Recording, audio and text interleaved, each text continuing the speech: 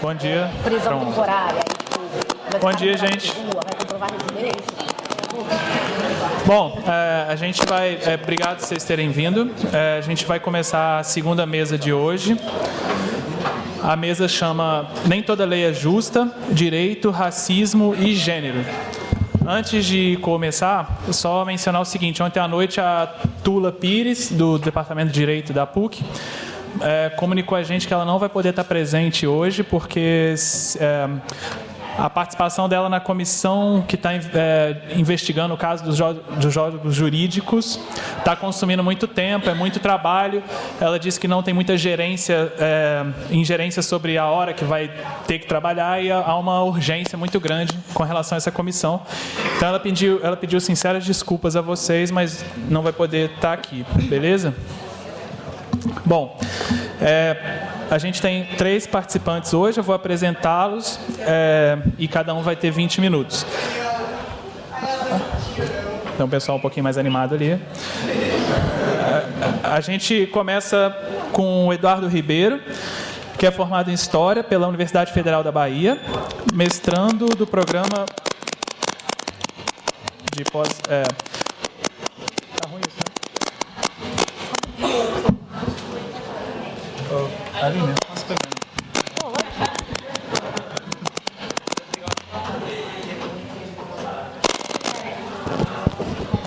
Deu? Bom. E agora? Eduardo Ribeiro, formado em História pela Universidade Federal da Bahia, mestrando do programa de pós-graduação em História também na UFBA, membro da Rede Latino-Americana e do Caribe de Pessoas que Usam Drogas, a LAMPUD, e coordenador da Iniciativa Negra por uma Nova Política sobre Drogas. Depois a gente passa para a Aline Passos, que é professora da Faculdade Estácio de Recife, Sergipe, eu li, enfim, no curso de graduação em Direito. Coordenou entre 2015 e 2016 a pós-graduação Lato Sensu em Direito Penal e Processo Penal na mesma instituição. Foi professora convidada na pós-graduação Lato Sensu em Direito e Processo Penal da Universidade Tiradentes entre 2013 e 2015. É graduada em Direito pela Universidade Federal de Recife, de Sergipe. Porra não, né? Não pode. De Sergipe, e mestrado em Ciências Sociais pela Pontifícia Universidade Católica de São Paulo, onde defendeu a dissertação intitulada A Disciplina Carcerária na Sociedade de Controle, uma análise genealógica do regime disciplinar diferenciado. Entre 2012 e 2014, exerceu atividade docente no Departamento de Direito na Universidade Federal de Sergipe e atualmente é doutoranda em Sociologia, também na Universidade Federal de Sergipe. Depois, quem fala é o Orlando Zacconi, delegado de Polícia Civil do Estado do Rio de Janeiro, mestre em Ciências Penais pela Universidade Cândido Mendes, doutor em Ciência Política pela Universidade Federal Fluminense, professor do curso de pós-graduação em Direito e Processo Penal da Cândido Mendes e professor de Criminologia da Academia de Polícia Civil Silvio Terra. Autor dos livros Acionistas do Nada, Quem são os Traficantes de Drogas, 2007, pela editora Revan, e Indignos de Vida, a forma jurídica da política de extermínio de inimigos na cidade do Rio de Janeiro, também pela Revan, em 2015. Então, eu agradeço muito a presença do Eduardo Ribeiro, da Aline, do Orlando, e passo para o Dudu. Bom dia a todas. Me chamam Dudu Ribeiro. Não sei quem foi que colocou o Eduardo aí. Eu sou de lá de Salvador. Sou historiador, como já foi apresentado, e coordeno há 3 anos. A gente fundou, eu e uma companheira lá de São Paulo, Natália Oliveira, a Iniciativa Negra por uma Nova Política sobre Drogas. Faço parte também da LAMPUD, que é a Rede Latino-Americana e do Caribe de Pessoas que Usam Drogas. E aí, para fazer a minha atividade hoje, a gente está andando numa conjuntura muito difícil. Eu fiquei até pensando como é que eu ia falar isso do lado de um delegado, mas eu tenho andado armado nessa conjuntura, e aí eu vou apresentar aqui para vocês algumas dessas armas. Calma aí, Zacconi.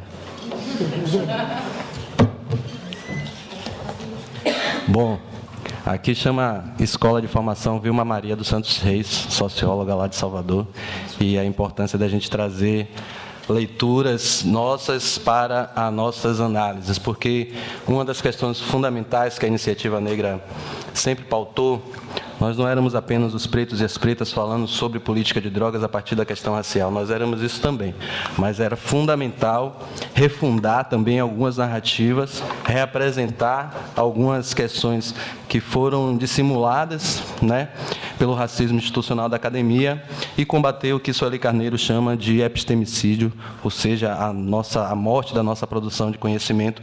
Então, eu trouxe alguns autores e autoras aqui, todos negros, para a gente dialogar na construção do qual é a narrativa que a Iniciativa Negra tem apresentado no campo da política de drogas nos últimos 3 anos. A gente teve, graças a essa articulação em rede da iniciativa, algumas participações nos últimos fóruns das Nações Unidas sobre política de drogas. A gente participou da Assembleia Geral da ONU em 2016, lá em Nova York, e das 2 últimas reuniões, quer dizer, fora essa de 2017 ou de 2018, mas de 2017 a 2016, da reunião da Comissão de Narcóticos da ONU, lá em Viena, onde temos apresentado recorrentemente a necessidade de se debater a questão racial, inclusive com um bom resultado em 2016, quando, em diálogo com a diplomacia brasileira, a gente apresentou uma carta com 48 organizações negras brasileiras, debatendo a questão racial e política de drogas, e, pela primeira vez, o governo brasileiro se posicionou dentro da Assembleia Geral da ONU, defendendo que o racismo fosse pauta permanente das discussões sobre política de drogas. Mas por que a gente tem falado isso? Eu, há muito tempo, tenho trabalhado há 10 anos com política de drogas, e um dos primeiros textos que eu publiquei, e que ainda é algo que eu tenho dito recorrentemente, foi um texto que saiu na revista Fórum, e era A Guerra às Drogas, Sucesso de Crítica e Público, né? Porque parte importante do campo, inclusive o campo progressista, dizia que a política de drogas ela deveria mudar porque ela estava dando errado. E, se a gente investigar a construção da política de drogas, na verdade, ela precisa mudar justamente porque tem dado muito certo. Porque a análise de que ela estava dando errado partia de uma premissa equivocada, partia apenas dos objetivos declarados pela política, que a gente chama os objetivos declarados, seriam as respostas, inclusive, mais imediatas que vocês receberiam sobre a pergunta por que criminalizar as drogas. Então, proteção da saúde pública, redução do mercado de substâncias ilícitas, controle do acesso, o que não aconteceu, você obviamente sabe. Mas, se a gente for investigar a construção da política de drogas, a gente vai ver que ela tem outros objetivos, que a gente chama dos objetivos latentes da política, e que, ao final de 100 anos dessa construção, ela nos parece estar funcionando muito bem. Eu vou localizar o começo da minha fala do ponto de vista historiográfico sobre a construção de mecanismos de controle da população negra criados já no pós-abolição, no século XIX ainda. Porque é importante também que a gente perceba que o século XIX ele se inicia com a primeira Revolução Negra das Américas, a Revolução do Haiti, e durante o século XIX, um conjunto importante de revoltas negras, não só no Brasil, como em vários lugares onde a escravidão caminhava, foram assistidas pelo projeto de controle, pelo projeto de supremacia branca, e era fundamental reprimir de forma sistemática e, às vezes, dissimulada, às vezes direta, qualquer possibilidade de libertação real dos povos que lutavam durante o século XIX. Às vésperas da abolição no Brasil, é importante a gente trazer a professora Célia Maria Azevedo, no Onda Negra Medo Branco, a primeira frase do livro é uma preocupação das elites brancas brasileiras na época, que é o que fazer com o negro. O livro começa com essa frase: o que fazer com o negro, às vésperas do fim da escravidão formal e às vésperas também da República. Era fundamental construir mecanismos de manutenção das hierarquias socio-raciais construídas durante o período da escravidão, e que eu vou tratar disso um pouco mais na frente, porque é uma questão fundamental, que parte importante desse processo de construção violenta da hegemonia. Nós chegamos ao século XX com um projeto de Brasil antinegro, como o professor João Vargas fala, projeto de antinegritude. E a sobrevivência nossa parte de estar em um lugar que é o nosso não lugar.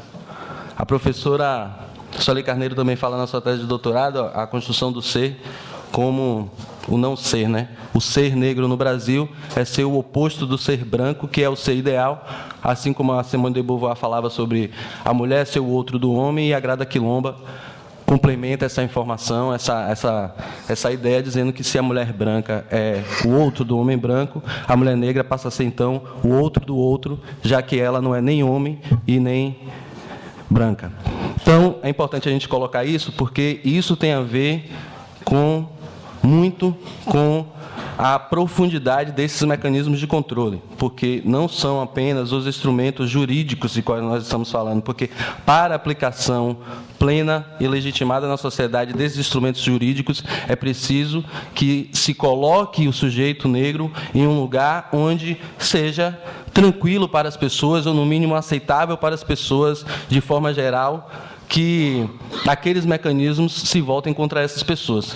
Não é por acaso que a professora Ana Flauzina Pinheiro, professora do Direito, negra, no seu livro Corpo Negro Caído no Chão, ela faz uma avaliação histórica da construção dos sistemas penais do Brasil, a partir de uma formulação do Nilo Batista e com alguns diálogos com o Zaffaroni, que eu não vou apresentar porque vocês devem conhecer, de que, avaliando os 4 modelos penais que ela propõe, que o Nilo Batista propõe e que ela utiliza, de um momento colonial, mercantil, imperial escravista, republicano positivista e neoliberal, mas que todos esses modelos penais, eles são fundados no genocídio.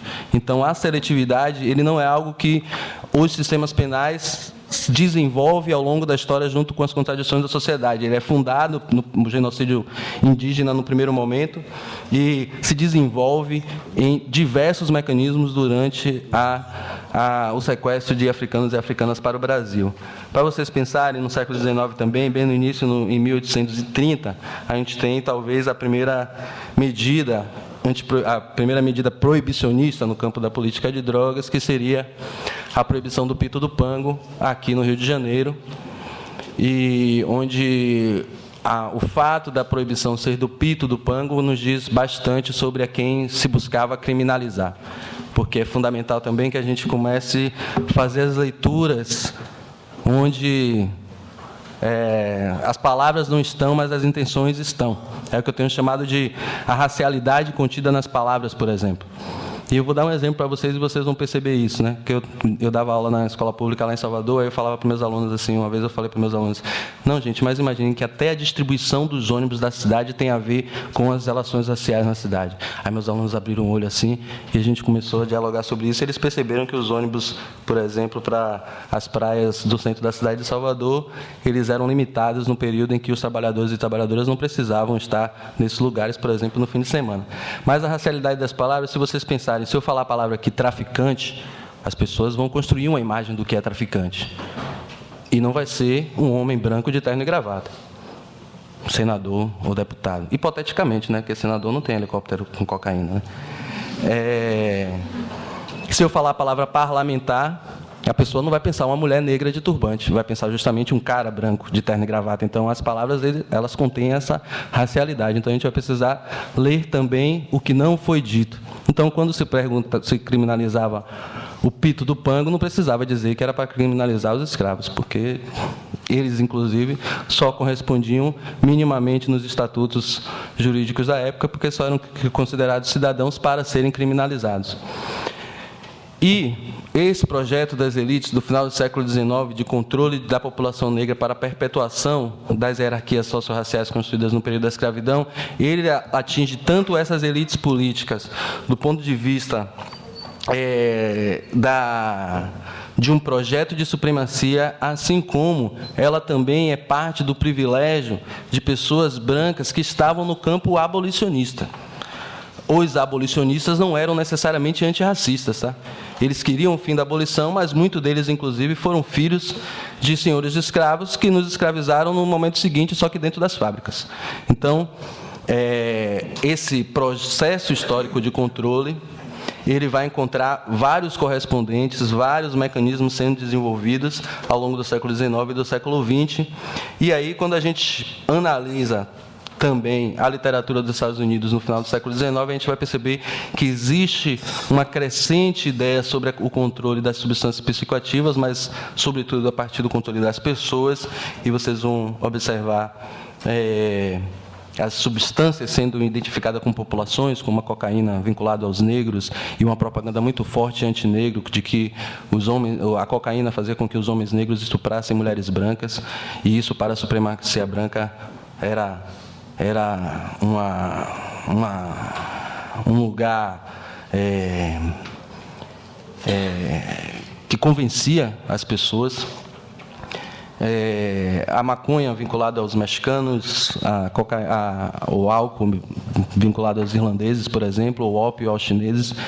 E existia também uma questão importante sobre a evolução histórica do capitalismo industrial, a necessidade de preservação das vagas de trabalho para os nativos brancos, então o controle das condutas das populações a partir dessa ideia do controle de drogas correspondia a isso também. O controle dos trabalhadores que estavam nas fábricas, fora da fábrica, também foi parte desse processo de controle das substâncias, já que era fundamental para a máxima exploração da sua possibilidade de trabalho, a sobriedade, né? Você não chegar bêbado no trabalho, ou não chegar de ressaca no trabalho, ou faltar porque você usou alguma substância. Então, é um conjunto de interesses que a gente pode colocar, tanto essa ideia da moralização. Nos Estados Unidos também, nesse momento, existe uma interessante mudança do padrão de consumo de álcool e uma evolução importante da violência contra mulheres. O consumo mais volumoso de bebidas destiladas e não de bebidas fermentadas, com porcentagem de álcool muito maior, tinha dado alguns sinais de maior e, obviamente, a própria conjuntura da situação das pessoas nas fábricas, um consumo excessivo de álcool e um registro histórico de um aumento significativo de violência contra mulheres, tanto é que também parte de mulheres, nesse momento, no final do século XIX, uma campanha de sobriedade nos Estados Unidos, uma campanha chamada campanha de temperança, que não era, apesar de vocalizar-se contra uma campanha contra o uso de álcool, na verdade, era uma campanha contra a violência contra elas mesmas. Então, o século XIX, é importante a gente pensar nisso, que essas ideias estão sendo formuladas enquanto que as hierarquias raciais construídas no período da escravidão estavam sendo cientificizadas. A ciência estava dizendo que agora, o que a igreja falava antes, que era, os negros não têm alma, por exemplo, então não é pecado a escravidão. Não é um problema a escravidão porque os negros não têm alma. Às vésperas da abolição era preciso uma nova informação sobre isso. Então, a ciência passa a buscar dar conta de explicar as diferenças entre negros e brancos a partir da cientificação da condição de ser negro, por isso que eu tenho colocado bastante essa importância da construção do ser e do lugar que nós ocupamos. E o direito também está em debate, uma questão sobre que prevalece a ideia da construção do criminoso antes do crime. Lá em Salvador, o Instituto Médico Legal até hoje chama Nina Rodrigues. Nina Rodrigues é oriundo da escola lombrosiana, assim como o seu colega contemporâneo Rodrigues Doria, em que eles buscavam comprovar cientificamente a inferioridade do negro e a propensão do negro a ser criminoso. Então, estudos de craniometria, de frenologia, que as pessoas eles iam para os presídios, para as cadeias, medir o crânio, até nossa, 5 minutos já. Até o redemoinho, sabe, das impressões digitais eram observadas e colocadas enquanto significantes da potencialidade criminosa da pessoa negra. E aí, eu acabei nem percebendo que tinha passado o tempo tão rápido. Aí a professora Vlamira Albuquerque, ela é a única professora negra do Departamento de História de lá da Universidade Federal da Bahia. Sendo única negra, deve ser porque lá na Bahia não deve ter muito negro, né? E ela está falando sobre o jogo da dissimulação, E aqui eu não vou poder ler, mas uma dessas partes aqui que eu destaquei é um evento às vésperas do fim da escravidão, em 1880. E é uma escrava alexandrina que ela tinha fugido e foi pega de volta, levada para o professor que era de quem ela era propriedade, né, que era o professor Rafael Montalvão, e o delegado Virgílio de Farias, ele afirma que pede para o delegado não alimentar, ou para o professor não alimentar qualquer capricho contra ela, porque ela era uma parda clara, quase branca, e que os sentimentos de dignidade da população baiana ia garantir com que ela tivesse subsídio suficiente para a compra de alforria, restituindo a clara pele de Alexandrina ao seu justo lugar. Quer dizer que nós não éramos iguais nem enquanto escravos, porque ela era uma parda clara quase branca, mas ela era escrava também. Então, por isso que é fundamental a gente conseguir reparar isso, porque essa construção histórica é o que vai nos chegar no século XX, no debate entre pós-modernos e entre marxistas sobre a posição de raça e classe. Não existe falar sobre classe no Brasil sem você conseguir considerar quem é essa classe. Então, quando o professor Abdias do Nascimento lança o genocídio do negro brasileiro, e esse foi um trabalho recusado a primeira vez que ele apresentou, ele começa dizendo isso no livro, ele começa dizendo duas coisas interessantes. Uma é que foi negado, assim como o trabalho do Franz Fanon foi negado a primeira vez, assim como a de Soledade Carneiro também foi negada a primeira vez, e hoje nós temos 3 grandes obras desses grandes intelectuais. Então imaginem quantas, hoje em dia, aqui na PUC ou na Universidade Federal da Bahia, grandes obras de negros e negras estão sendo negadas porque as universidades não acolhem a construção do nosso pensamento. E ele está dizendo de onde ele tem falado, e por que ele escreve o genocídio negro não é diferente, ou tem tudo a ver com o fato dele ser negro, que é o que a Conceição Evaristo chama de escrevivência, né? A gente escreve o que a gente vive, a gente vive o que a gente escreve, e por isso essa construção do nosso lugar e do nosso ser é fundamental. Eu estou fazendo rápido porque já vai acabar meu tempo. E aí eu trago uma outra contribuição, que é da professora Michelle Alexander. Esse livro foi lançado recentemente pela Boitempo aqui, e a Michelle Alexander é interessante porque ela está fazendo um diálogo com o que a professora Valmira fala do jogo da dissimulação, da construção de mecanismos que foram criados no pós-abolição para a manutenção das hierarquias raciais no Brasil. A Michelle Alexander identifica também nos Estados Unidos como o processo do pós-abolição nos Estados Unidos e a construção de um processo a princípio de democratização, por exemplo, do acesso à terra, conhecido como a reconstrução, e no momento seguinte a reação da supremacia branca, construindo um outro momento chamado de redenção, e a partir daí a elaboração das leis de Jim Crow, que quem não lembra o que era, mas assistiu filmes norte-americanos, era aquele momento, por exemplo, que tinha lá placas para banheiro para negros, banheiro para brancos, ônibus para negros, quem lembra da história de Rosa Parks. Então a Michelle Alexander, ela traz também, assim como a professora Valmira, essa ideia da construção de mecanismos do pós-abolição que mantivessem as hierarquias socio-raciais construídas no período da escravidão, eles se mantivessem depois. E aí, para finalizar, posso ter mais 5 minutos? Vai que cola, né? Colou. E aí, em 1915, esse colega do Nina Rodrigues, o Rodrigues Doria, ele é um cara muito importante para a proibição das drogas, da maconha no Brasil, sobretudo. Ele fala, em 1915, num congresso científico em Washington, que a maconha é uma vingança dos negros contra os brancos por terem usurpado sua liberdade. E os negros... Qual é a palavra que ele usa?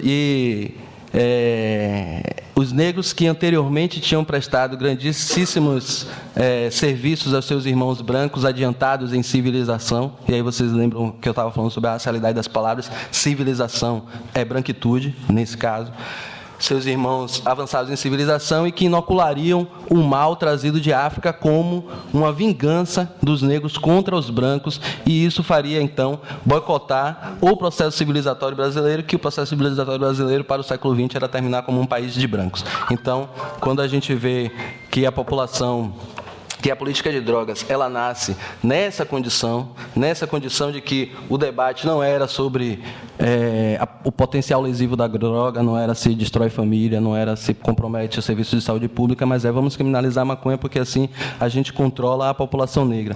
E isso, na década de 60, quando Richard Nixon declara guerra às drogas, o braço direito dele, o John Ehrlichman, ele foi preso no escândalo Watergate e em 1994 ele dá uma entrevista dizendo que quando eles estavam na campanha aí no governo de Nixon, eles tinham dois problemas que eles queriam controlar. Um eram os negros e outro eram os brancos pacifistas que atrapalhavam o debate sobre a guerra.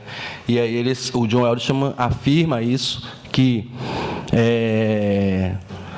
como não podia criminalizar mais os negros por serem negros e nem os brancos por serem pacifistas, eles investiram na criminalização das substâncias psicoativas para conseguir controlar essas populações. Ele fala isso, assim como o braço direito do Reagan, o Lee Atwater, ele diz que na campanha de Reagan, o que eles não podiam falar negro, mas ele está numa reunião e ele fala isso, e a reunião é gravada e ele não sabe e é divulgado depois. Ele está falando, até 1954, até a véspera do fim da Jim Crow, a gente podia falar nigga, a gente podia falar negro, crioulo e tal. Agora não dá, mas a gente pode falar assim, política habitacional. E aí, a política habitacional do New Deal, por exemplo, foi grande volume de dinheiro para o mercado imobiliário, sendo que não precisava dizer que não ia dar crédito imobiliário para os negros, bastava colocar no mapa uma linha vermelha nos bairros predominantemente negros e dizer que ali eram áreas de risco. Então, a profundidade do nível do racismo, que aí vai ser o meu final agora. Essa é uma autora que eu estou muito apaixonado. Eu comprei esse livro para minha sobrinha, já tem meses, mas eu ainda não consegui dar para ela. A Teresa Caden é uma escritora negra cubana. Esse livro, Cartas para Minha Mãe, é uma criança de 10 anos escrevendo para a mãe que morreu. E aí eu vou terminar lendo um trechinho e dizendo por que é importante ela. Mãezinha, encontrei um pedaço de espelho na rua. Agora passo o tempo todo me olhando, a testa, os olhos, o nariz, a boca. Sabe de uma coisa? Descobri que meus olhos são parecidos com os seus, que não podiam ser mais bonitos, e que a minha boca e meu nariz são normais. Não gosto que digam que os negros têm nariz achatado e beição. Se Deus existe, com certeza está furioso por ouvir tanta gente criticando a sua obra. Como acha que eu ficaria com olhos azuis, narizinho fino e boca feito a linha? Horrorosa, não é verdade? Por isso não deixo que passe pente quente em meu cabelo. Não quero ficar parecida com Sara, que é uma amiga dela. Prefiro fazer penteados, como as africanas. Antes, quando Lilita e Nia, que são as primas, brincavam de jogar água uma na outra no banho, tomavam cuidado para que caísse só da cintura para baixo, porque se o cabelo molhasse, ficava duro de novo. Nina gosta de colocar as calçolas ou a toalha na cabeça e andar de um lado para o outro cantarolando, meu cabelo é bom, meu cabelo é liso. Tenho vontade de rir, mas também me dá raiva. Algumas pessoas não sabem ser negras. Tenho pena delas. Isso é uma criança com 10 anos de idade que encontra aos 10 anos de idade um pedaço de espelho, e ali é o lugar onde a gente vai espelhar a profundidade do racismo nas nossas vidas, porque uma criança de 10 anos cresceu entendendo que ela estava num lugar onde não era o lugar dela. Ela era considerada feia, inapropriada para isso. Essa é a profundidade do racismo nas nossas vidas, e por isso que a importância da gente contar essa história resgatando esse nível de profundidade é importante, porque a gente consegue perceber que hoje só morrem 60 mil pessoas por ano no Brasil, porque não são 60 mil pessoas brancas. É porque é aceitável que essas pessoas morram, porque essas pessoas nascem se odiando.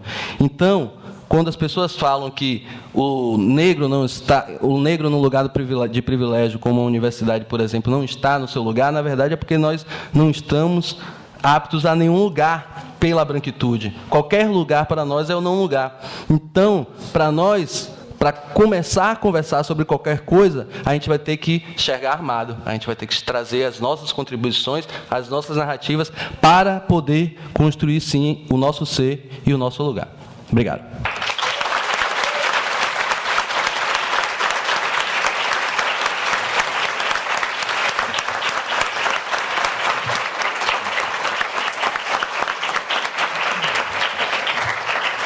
Obrigado, Dudu, Aline. Oi, gente. Bom dia. Bom dia a todas e todos, né? Queria começar agradecendo o convite feito pela Manu. Muito obrigada, Manu. Agradecer também a presença de vocês hoje aqui e a companhia do Dudu, a companhia do Zacone, que apesar de polícia e de tricolor, vocês me colocaram do lado de um policial tricolor, cara. Mas é amigo e aí a gente vai, né? A gente vai costurando outras relações. Eu vou tentar situar um pouquinho a minha fala, né, para vocês, porque quando a Manu me convidou, eu aceitei, né, falei, vou para o Rio de Janeiro, que legal. Mas uns 2 dias depois eu estava assim, ok, o que eu vou falar sobre sistema de justiça criminal, segurança pública, política de drogas no Rio de Janeiro e que o Rio de Janeiro não saiba? Porque amigo carioca é aquele que, quando você conta de um tiroteio no seu bairro ou de um linchamento na porta da sua casa, ele vira e fala assim, isso não é nada. No Rio de Janeiro? Falei, cara, o que eu vou falar, né? E aí, como a proposta é falar de raça e gênero na mesa, eu peguei um pouquinho, um probleminha que apareceu na minha pesquisa de campo do doutorado, vou dizer mais ou menos o que eu faço, para apresentar aqui para vocês. E assim, eu vou apresentar um problema, não tenho solução nenhuma. Não vim trazer nenhum tipo de grande resposta, só um problema mesmo. Eu faço pesquisa de campo numa unidade prisional terceirizada no estado de Sergipe, né? Na primeira unidade que começou a ser gerida lá por uma empresa em 2009. Hoje já são 3 unidades, mas é a primeira de 2009. E, dentre as muitas coisas que eu fui buscar na pesquisa de campo, uma não era recorte de gênero, porque é uma unidade prisional masculina, né, gerida por homens. Eu estava olhando para outros lugares, mas não para o debate de gênero, quando eu fui primeiro a campo, né? E fazer pesquisa de campo é isso. Você vai olhando uma coisa, buscando uma coisa, não acha, tropeça em outra. Eu faço na sociologia, né, meu trabalho, minha graduação no direito, mas o meu trabalho na sociologia hoje. E aí, eu estou lá, fazendo minha pesquisa de campo, as entrevistas com gestores, com familiares, membros da sociedade civil, presos, todo mundo que habita aquele espaço. E começa a aparecer, eu não vou chamar de dado, para respeitar o ambiente acadêmico, mas uma regularidade nas minhas entrevistas, que era o seguinte: a prisão é distribuída, ela tem 3 pavilhões, pavilhão A, B e C, e um mini pavilhão, que é o pavilhão do seguro. Quem já leu alguma coisa, nem tenha sido Drauzio Varela, sabe o que é o seguro, que é aquele local onde ficam os presos que não podem participar do convívio com os outros presos. Não é? A gente já conhecia dos trabalhos, etnografias ou mesmo trabalhos jornalísticos que no pavilhão do seguro ficavam os acusados ou condenados, a depender do perfil da unidade, ex-policiais, aqueles que tinham praticado, eram acusados de praticar estupro, não é? Aqueles que deviam alguma coisa, alguma organização presente ali na unidade, né, relativa ao comércio de drogas, devia dinheiro, favor, enfim. Só que eu comecei a ouvir sobre a distribuição dos presos nos pavilhões nessa unidade terceirizada e começou a aparecer uma nova figura no seguro. E que figura é essa, né? É o preso Maria da Penha. O preso Maria da Penha não está sendo aceito no convívio nos outros pavilhões. Quando o preso chega, ele não chega informando como que ele foi para lá, mas a informação muito rapidamente aparece. E quando se descobre que ele é estou usando aí o termo nativo, né, que ele é um preso Maria da Penha, ele não pode ficar no convívio, ele é expulso do convívio. Quando isso começou a aparecer, eu falei assim, mas o que está acontecendo? Porque do universo de presos ali na unidade, tem várias que já passaram por situações, né, de violência doméstica e familiar. Né? Não é uma novidade entre os presos a existência ou a prática de violência doméstica e familiar. Só que os presos que estão nos pavilhões regulares, eles foram parar na prisão com um enquadramento criminal que é furto, tráfico, roubo. Eles não foram parar como Maria da Penha. O cara que é enquadrado como Maria da Penha, ele, então, passa a carregar, né, essa marca dentro da unidade, o que não quer dizer que os outros nunca tenham praticado violência doméstica, simplesmente que o sistema enquadrou aquele cara. Então, isso é seletividade penal também.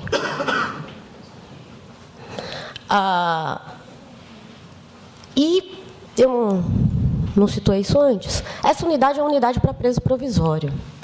Ninguém lá, a rigor, está condenado. Os pouquíssimos os condenados que ficam nessa unidade. Ela tem capacidade para 460, mas já está operando com quase 600. E Sergipe é particularmente problemático em relação à população de presos provisórios. Eu sei que o Brasil inteiro mas Sergipe é o estado com a segunda maior população, proporcionalmente falando, de presos provisórios. Agora a gente está com 65%, mas já chegou a 72%, 73%, né, de presos provisórios. Então, ainda tem isso, né? O cara está lá na unidade, ele não tem nem perspectiva de quando vai ser julgado. Inclusive, porque eu encontrei um dado, eu nunca tinha visto um dado desse. Assim. No último relatório do Infopem, o Ministério da Justiça criou lá um critério que é assim: percentual de presos sem condenação por mais de 90 dias. Sergipe, 100%. Nunca tinha visto na minha vida. Se alguém me dissesse 100%, eu ia falar, essa pesquisa não é séria, estatística não dá 100%. Mas está no relatório do Infopem. Significa que em Sergipe, no mínimo, se você pegar uma preventiva, você fica 3 meses. O garantismo lá penal é esse, é garantir 3 meses de cana, é o mínimo que tu vai ficar. E aí, no caso dessa nova figura que emerge no seguro, são 3 meses de seguro, no mínimo, porque ele não pode participar do convívio. Então, eu não tenho exatamente uma resposta para dar para vocês sobre essa situação. Falei, né? Só vim trazer o problema. Mas eu acho que a gente precisa pensar o problema. Pensar a armadilha. Sem cair numa onda que vem rolando muito nos debates públicos, que é uma acusação moral sobre punitivismo. Você é punitivista, porque eu estou falando do funcionamento de um sistema. Então, não é uma questão da moral individual, não estou acusando particularmente nenhum movimento, nem setor do movimento de punitivismo, mas acho que a gente precisa começar a debater, debater coletivamente, né, claro, mas reconhecer individualmente certas armadilhas que nos são oferecidas. Né? Do ponto de vista dos condenados, em 2010, Sergipe teve 607 condenações nos termos da Lei Maria da Penha. 2010. 2011 foram 1.262. Eu estou falando de dobrar a quantidade de condenações. Um estado que, né, tem esse número de provisórios e, quando condena, eu estou falando de dobrar o número de condenações em um ano. E a gente precisa pensar os efeitos das nossas pautas e das nossas demandas. Não é simplesmente não tem jeito, e aí a gente joga a nossa pauta para o sistema de justiça criminal, porque não tem outro jeito, e não pensa sobre os efeitos disso. Vamos, pelo menos, reconhecer que há uma armadilha. O preso que está no seguro não recebe visita da mãe. E aí? Porque ele está no seguro. Então, ele é um preso Maria da Penha que não recebe visita da mãe. A pastoral carcerária, até uns 2 meses atrás, não estava conseguindo entrar no seguro também. Ninguém entra no seguro, estava uma coisa nessa unidade específica. A pastoral não está conseguindo entrar.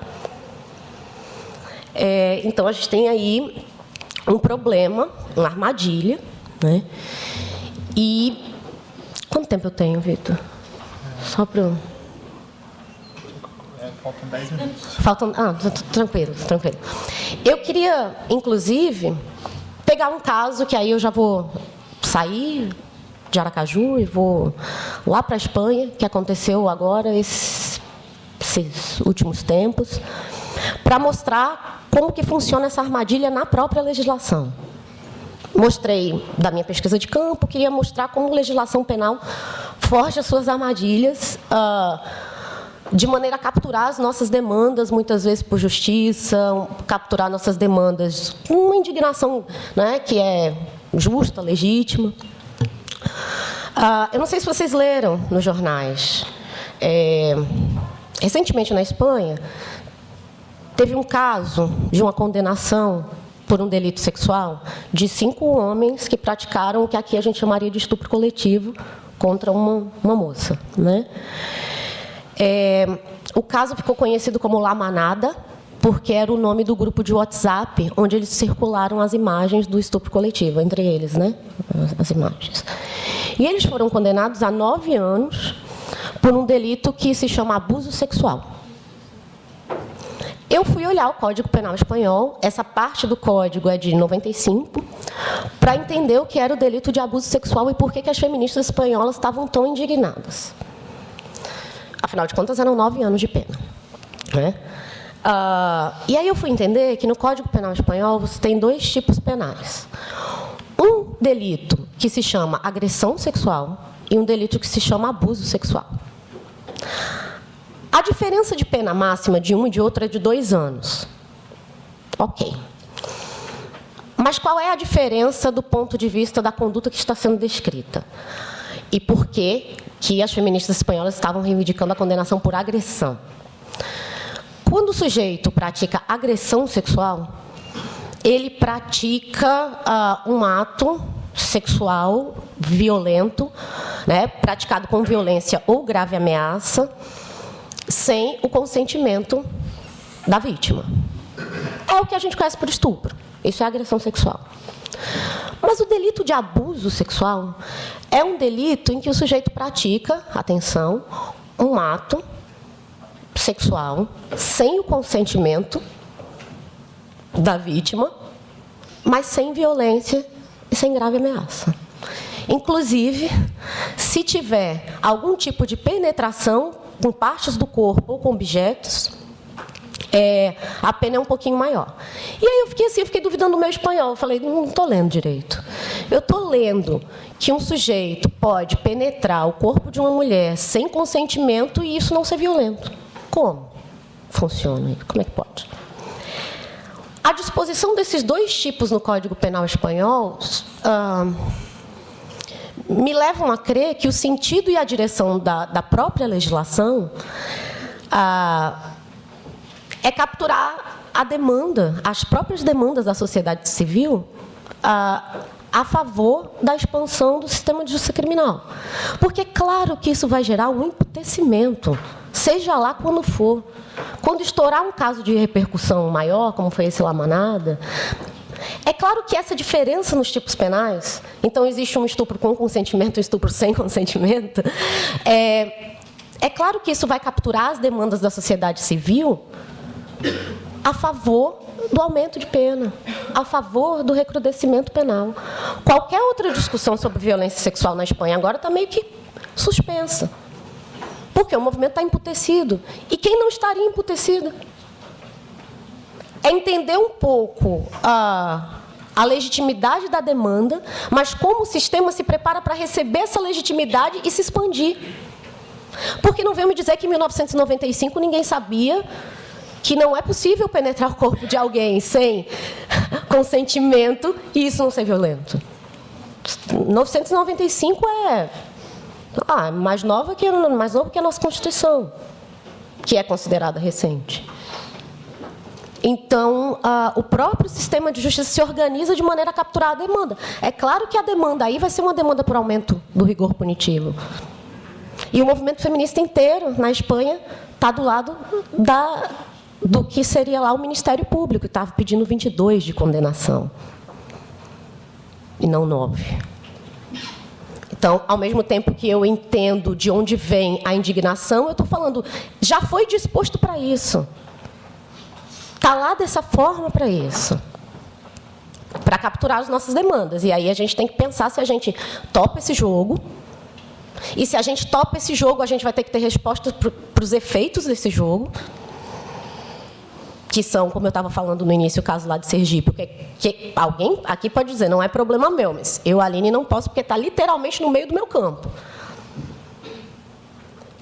Eu tenho que pensar quais são os efeitos. Se eu topo o jogo da criminalização, do recrudescimento penal, eu também vou ter que pensar os efeitos.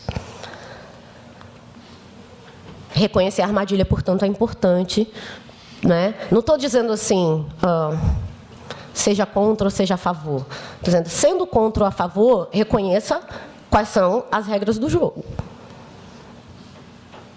Para não também, sabe, a gente não apostar nossas fichas num lugar onde muito provavelmente vai perder todas elas.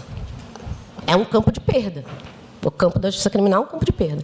Eu não vou nem falar do recorte de classe racial, porque já foi falado ontem, Dudu já falou aqui, eu nem vou falar.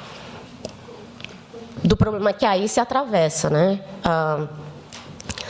Então, se a gente, por exemplo, pensa que violência contra a mulher ou violência sexual, o único caminho que a gente tem é o caminho de justiça, do sistema de justiça criminal, a gente está bem ferrado, assim. Porque a gente simplesmente não tem resposta para os efeitos dessas demandas dentro do sistema. É isso, só vim contar essas histórias para vocês. Obrigada.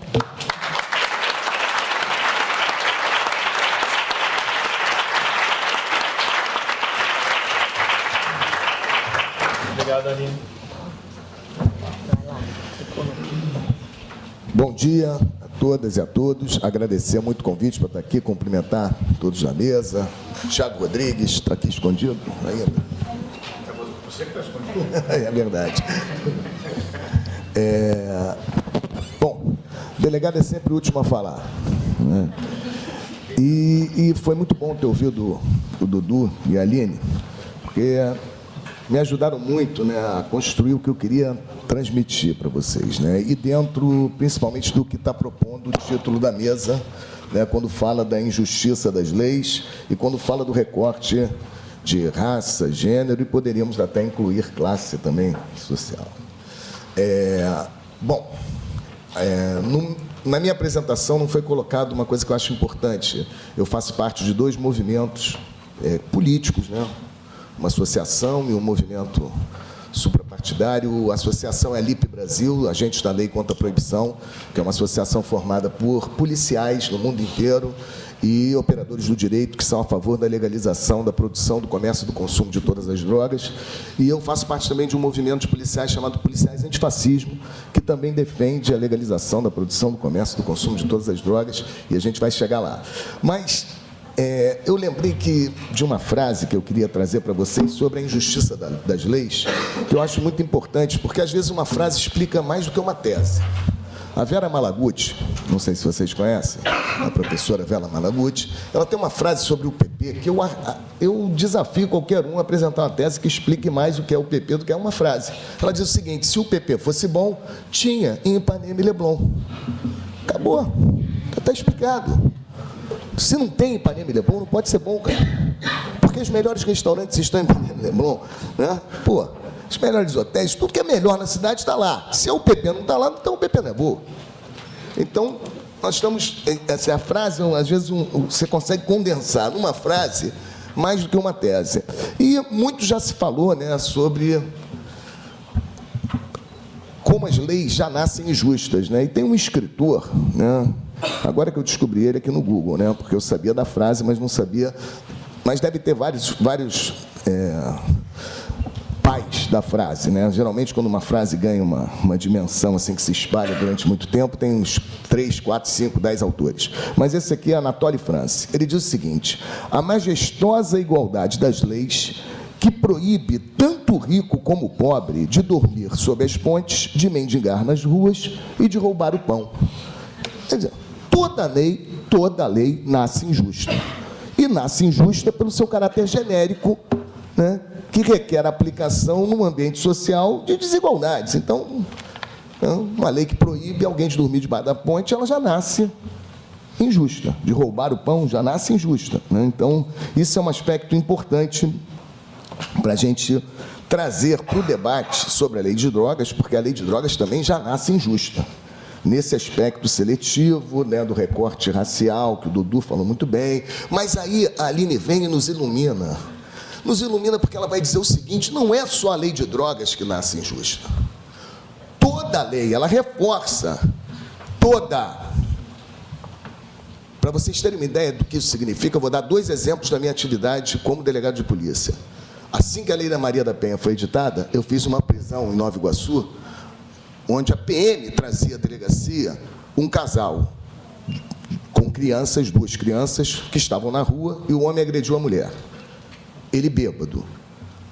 Lei Maria da Penha, eu teria que prendê-lo, né? Porque ia se discutir depois se a mulher representava, porque retirava a possibilidade de representação da mulher. A mulher vira para mim e fala o seguinte: Aline, por favor, doutor, não prende meu marido.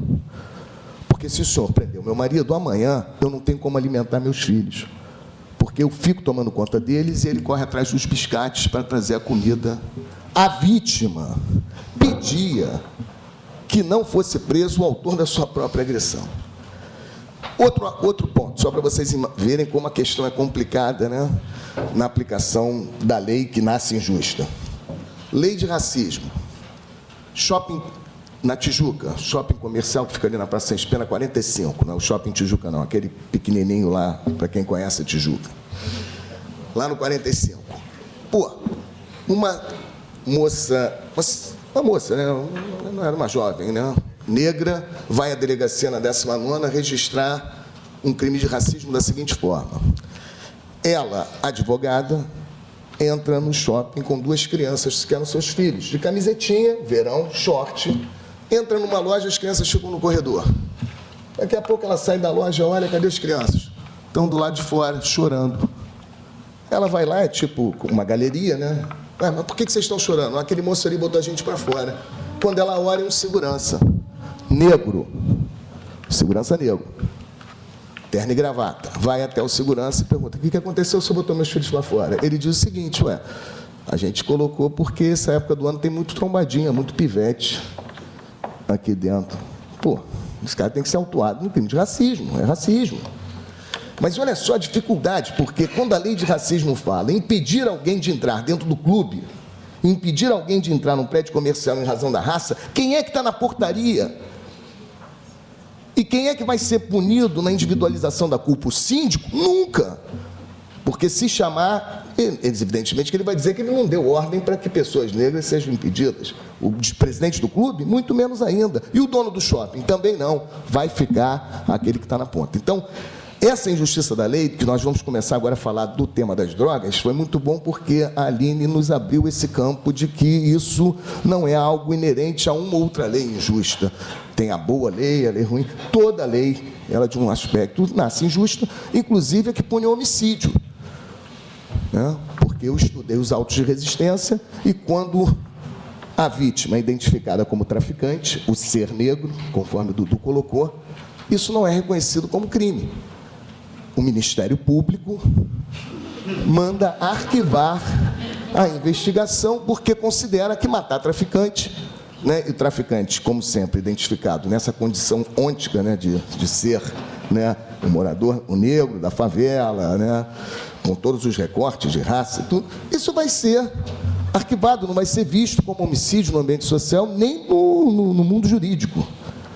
Então, temos que abrir o campo para a gente voltar ao debate sobre que a nossa luta antiproibicionista nas drogas, ela não pode ser desassociada, né, de uma luta abolicionista, no sentido de contemplar novas modalidades para a gente se colocar, pelo menos assim, o desejo da gente buscar novas formas de reparação para isso que foi construído com o nome de crime. Porque isso também não é algo que existiu sempre. O crime é uma invenção histórica. Ele surge a partir do momento que se identifica o dano, não como um dano à vítima, mas sim como um dano ao Estado. Está lá, aliás, é muito bom falar disso na PUC, né? Porque o Foucault deu essa palestra, a verdade e as formas jurídicas dentro dessa instituição. Então é muito bom lembrar disso também, quem quiser entender mais como que surge o crime enquanto um ente, né, político, né, de construção política, vale a pena dar uma olhada nisso. Voltando às drogas. Bom, o início da proibição já começa com uma desigualdade na escolha política de quais as substâncias que vão ser proibidas. Bom, o proibicionismo nunca proibiu todas as substâncias, todas as drogas, desculpa. O proibicionismo nunca proibiu todas as drogas. O proibicionismo sempre definiu quais seriam as drogas ilícitas. Então, isso foi uma opção política desde o início. E o Brasil, conforme o Dudu falou, participou da primeira convenção, em 1902, chamada Convenção de Xangai, que foi na Europa, né, mas tinha esse nome porque ela era voltada para a criminalização do ópio. O Brasil mandou uma comissão macabra, porque, segundo o professor Nilo Batista, sempre que o saber jurídico se aproxima do saber médico, se constrói, né, um encontro macabro.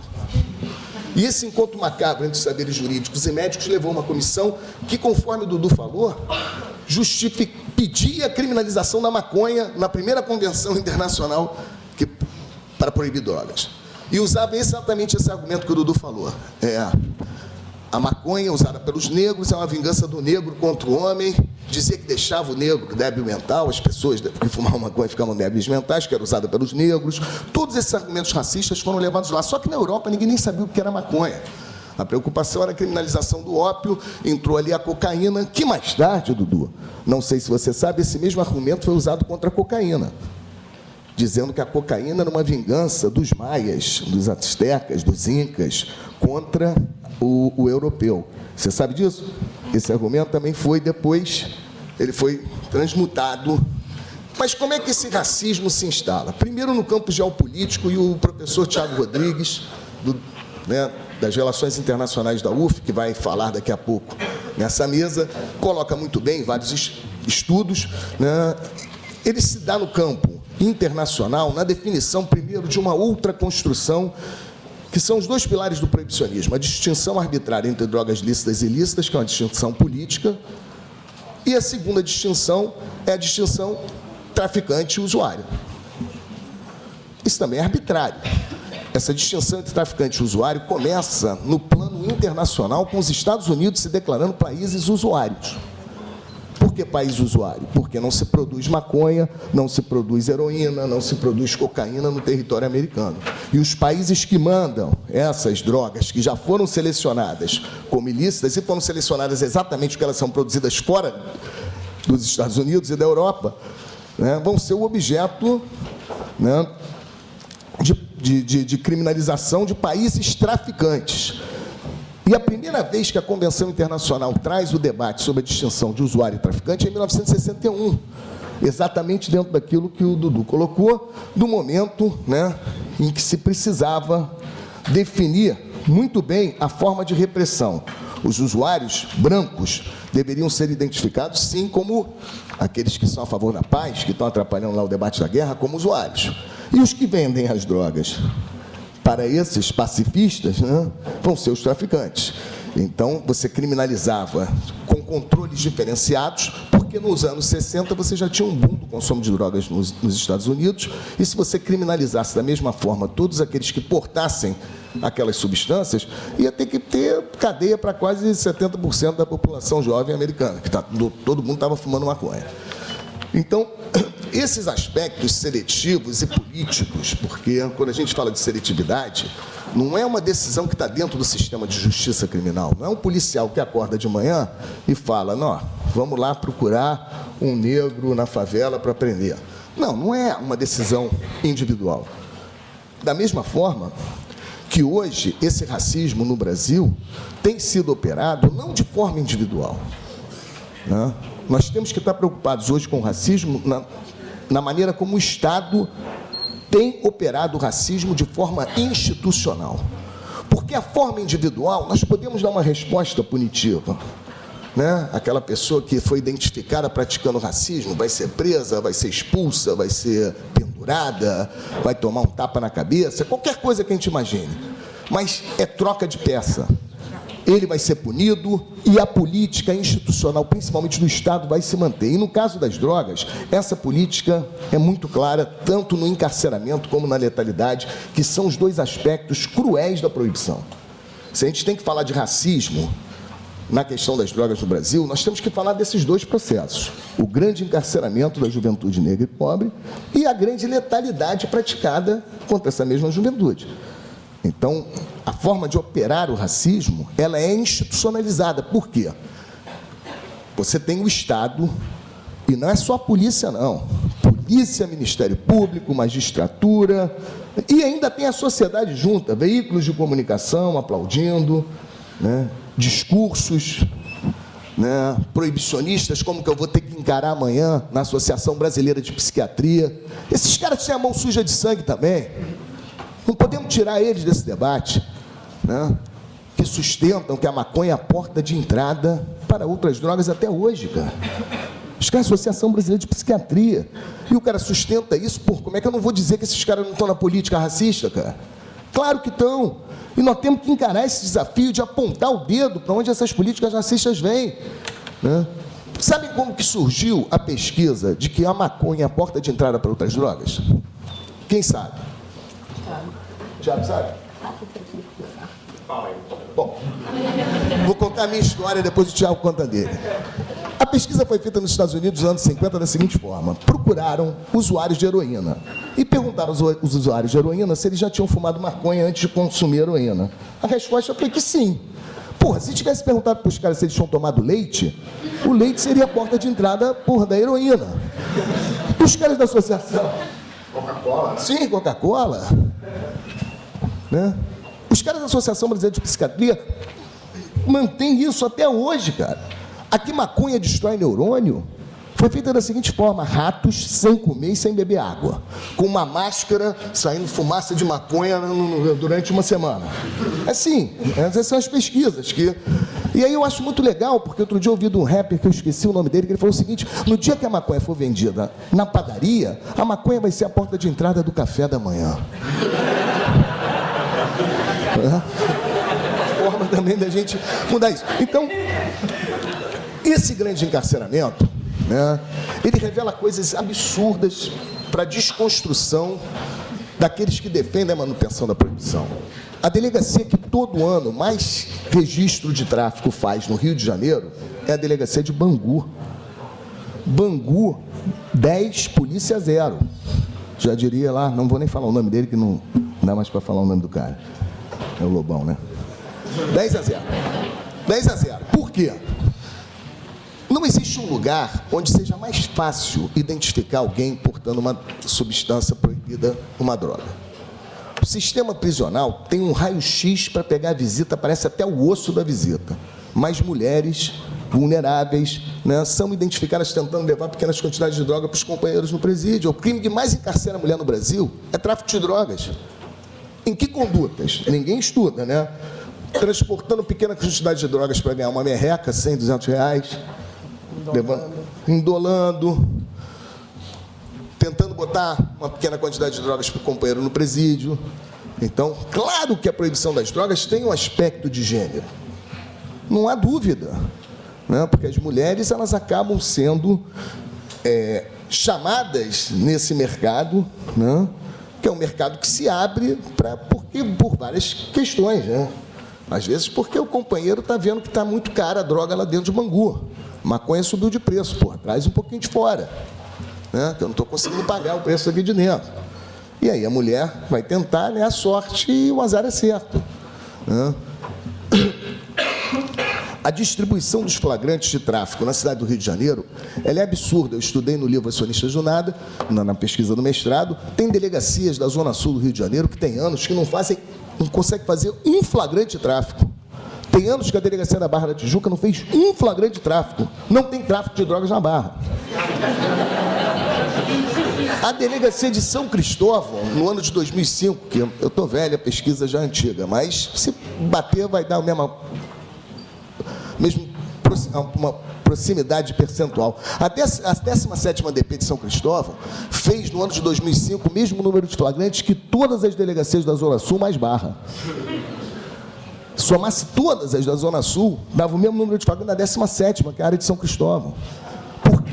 Porque as políticas proibicionistas focam a repressão no varejo das drogas. E quem opera o varejo das drogas? Os negros. Quem é que está sendo utilizado, né, como mão de obra ali, né, em muitas atividades? Mulheres. Então, evidentemente que essas políticas são criadas de forma institucional. Não acredito... vamos chegar lá. Além do encarceramento, nós temos a letalidade, que aí eu estudei no doutorado. Essa grande letalidade é legitimada pelo Estado brasileiro. Não adianta mais a gente só querer pedir a cabeça do policial que apertou o gatilho. Eu não estou dizendo que o policial não tem que ser punido, não tem que ser preso. Não sei. No modelo atual não resta outras coisas. Precisamos construir um outro modelo. Mas no modelo que temos, porque, conforme eu falei, até o homicídio, enquanto crime, é uma lei que nasce injusta. Eu conheci um preso que virou meu amigo quando eu trabalhei alguns anos como coordenador. Isso vai ser cobrado no juízo final, se houver juízo final. Espero que não tenha, porque senão estou frito, né? Mas se tiver juízo final, vai estar lá na minha ficha, coordenador do controle de presos da Polinter. Porra, isso é muito ponto negativo. Mas fiz algumas amizades com um preso uma vez, cara. O cara estava condenado num feminicídio, olha só. Não vou falar o nome dele, você conhece. Ele está nas redes sociais, meu amigão. Ele chegou para mim, eu fui conversar, ele e o Marcelo Iuca, que é meu parceiro, meu irmão. Aí estamos batendo um papo, o Iuca vira para ele, vem cá, na hora que tu matou a mulher com a faca, você sentiu alguma coisa? O que você sentiu? Foi a melhor pergunta que eu ouvi na minha vida numa situação dessa. Sabe o que ele respondeu? Iuca, não senti nada, porque eu fui nascido e criado num ambiente onde tudo era resolvido a facada. Tudo. Alguém aqui foi criado num ambiente, desde pequenininho, onde todos os conflitos são resolvidos à facada? Ele foi. Então, é disso que nós estamos falando, né? Então, acho que nós precisamos reconhecer que essa proibição ela vai trazer esse ônus dessa desigualdade na distribuição de um bem negativo que é a delinquência.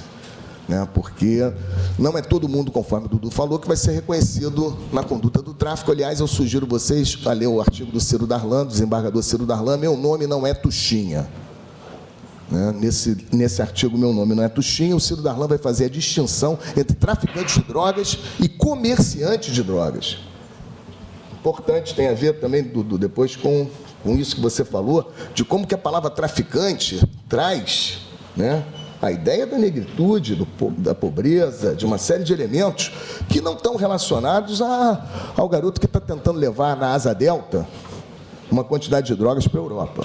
Aliás, eu sugiro para quem é do direito fazer uma pesquisa. Eu observei na Polinter, as penas para tráfico internacional no Brasil são menores que para o tráfico interno. Muito embora, né, na legislação, o tráfico internacional seja considerado um crime mais grave.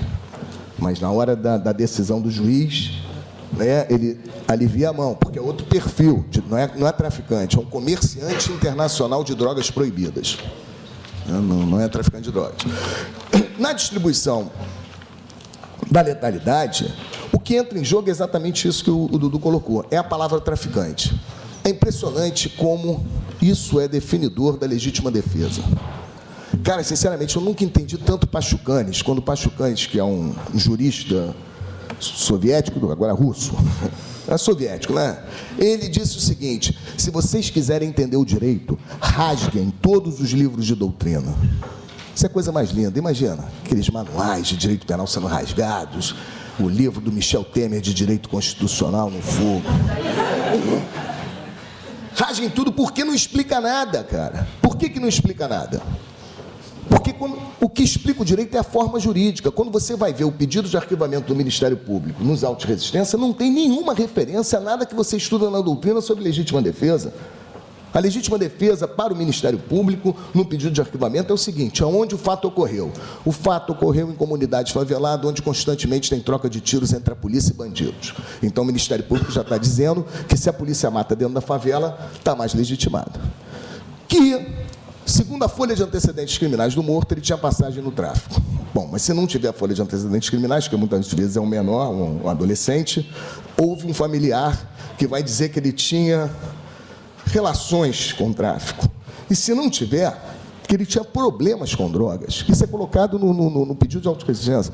O fato ocorreu na favela, o morto tinha problema com drogas, isso tudo vai sendo construído a legítima defesa. E o morto lá, com 10 tiros nas costas, tira queima-roupa na cabeça, e tudo isso é legitimado. Então, esse racismo institucional, né, ele é criado, né, no surgimento da lei da proibição das drogas, se mantém nas políticas que efetivam essa lei, né, e ainda vem me perguntar, para encerrar, se o Brasil está preparado para a legalização. Cara, essa pergunta que me deixa mais com raiva, dá vontade de enforcar o entrevistador. Pô, o Brasil tem que ser o país mais preparado para enfrentar o tema da legalização. E não é também uma outra pergunta que me irrita, se esse assunto é importante hoje. Pô, esse assunto é urgente. Então, o tema da legalização, além de ser um tema dos mais relevantes para o nosso país, principalmente no que diz respeito àqueles que lutam contra as desigualdades, não só na distribuição dos bens positivos, patrimônio, honra, educação, mas também na distribuição dos bens negativos. A delinquência também é distribuída de forma desigual. Então, a legalização, nós vamos conseguir desmontar uma máquina de operar o racismo institucional no Brasil. Isso vai acabar com o racismo? Claro que não. Nem o fim da escravatura acabou com o racismo no Brasil. Para a gente resolver o problema do racismo, nós vamos ter que avançar muito mais na questão cultural, da educação, nós vamos ter que trabalhar muito mais do que simplesmente legalizar drogas. Mas legalizar drogas desmonta uma máquina que é assim, ó, um clique, bota na cadeia durante de 5 a 15 anos um negro pobre, porque ele está com uma pequena quantidade de drogas no bolso e foi identificado na favela, porque é assim que se prende traficantes no Brasil. Se um rapaz... Isso já tem pesquisas, Luciana Boatê, várias pesquisas aí de processos, onde se identificam que os traficantes no Brasil são presos com ínfimas quantidades de drogas, desde que identificados dentro das favelas, das periferias, onde é reconhecido o lugar do tráfico. Então, isso é uma máquina. Imagina como é fácil, cara, prender um negro no Brasil. O cara está com 2 baseados no bolso, na favela, 100 prata no outro bolso, que é final de semana. O cara apresenta isso para um delegado, o delegado fala, ó, R$100, não consegue justificar que tem trabalho, né? Porque ainda tem essa, né? Está preso no tráfico. E uma máquina de matar negros e pobres e jovens negros e pobres no Brasil. Né, porque eu fui ver a pesquisa, na minha pesquisa, você vê a faixa etária, né, desses mortos, né, que a gente fala que a polícia mata muito, são muito jovens, muito novos. Né? Então, essa máquina tem que ser contida de alguma forma política. E, na minha opinião, só existe uma forma política hoje de nós enfrentarmos essa matança e esse encarceramento em massa. 1/3 dos presos estão presos em condutas relacionadas a drogas. Então, só tem um jeito, cara, legalizando a produção, o comércio e o consumo de todas as drogas. É isso. Obrigado.